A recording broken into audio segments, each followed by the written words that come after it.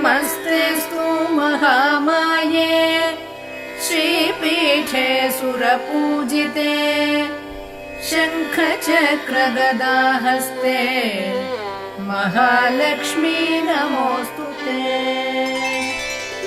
नमस्ते गरुडारूढे दोलासुरभयङ्करी